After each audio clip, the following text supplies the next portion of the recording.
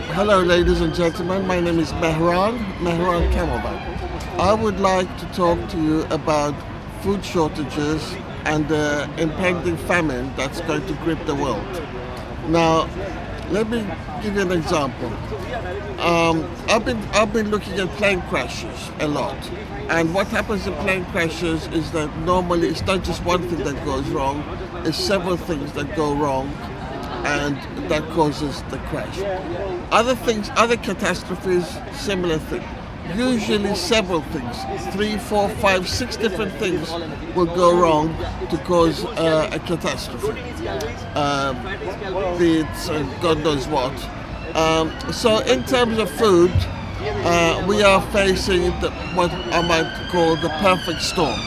What do I mean by the perfect storm? The perfect storm is it's not just food shortages. We've had a population explosion. Can you remember 40 years ago the population of the planet was 4 billion? It's now around 8 billion. It's doubled in 40 years. Now what's happened is it's not just the fact that it's doubled. In the countries, in the most populous countries like China and India, billions of people have gone from the farms into the big cities. That means instead of producing food, now they're consumers of food, you see. So they've gone from producers of food in the farm to consumers of food. Now, so that's one thing that's happening in the world. Secondly, there's a massive shortage of fertilizers.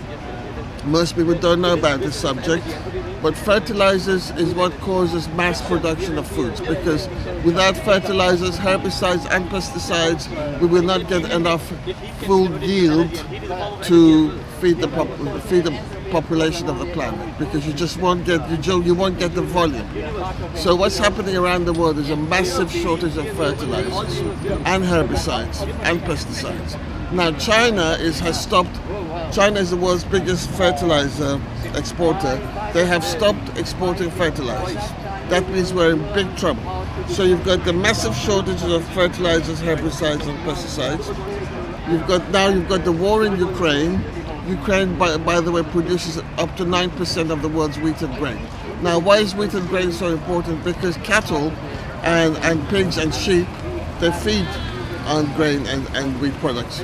So if they're down, if their volume is down, then you're not going to get enough meat. I don't know if you've noticed that if you go to your local shops now, Sainsbury's, Tesco's, whatever, there's a lot of meat substitutes. Now, why are we having meat substitutes? Because we have a shortage of meat. We have a shortage of cattle. We have a shortage of grain. We have a shortage of...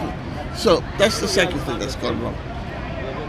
So you've got the war in Ukraine, you've got shortage of fertilizers, you've got massive population explosion, you've got the demographics of the food producers now becoming food consumers.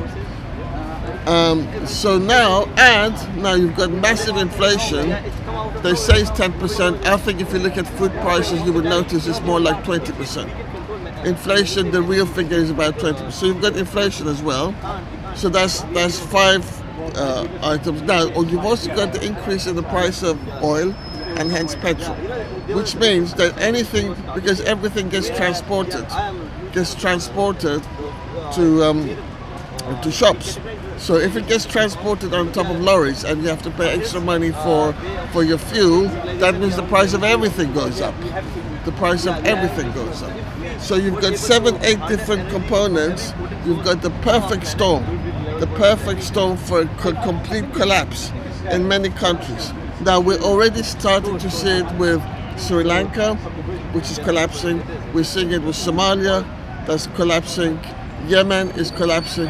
One by one, all these countries are going to collapse, and we're going to have mass depopulation of the world. Now, people talk about China.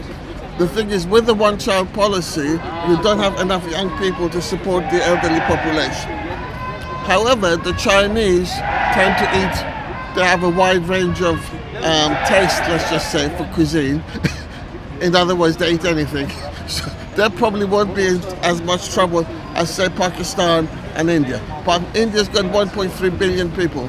Pakistan's got 230 million people. These people cannot be fed with the current situation. So we're going to have mass starvation and we're going to have the life expectancy fall dramatically right around the world. So that's very, very unfortunate, but people are not talking about it. Where is the discussion about this? This is the one biggest issue that's facing the world today. Starvation and mass collapse of various economies around the world. Thank you very much for listening. My name is Mehran. My name is Mehran, Mehran. I have studied these matters for a long period of time. I'm also a historian. I'm an economist, and I've studied history and political science and international relations. So if you have any questions, please let me know. I will answer them. Thank you very much.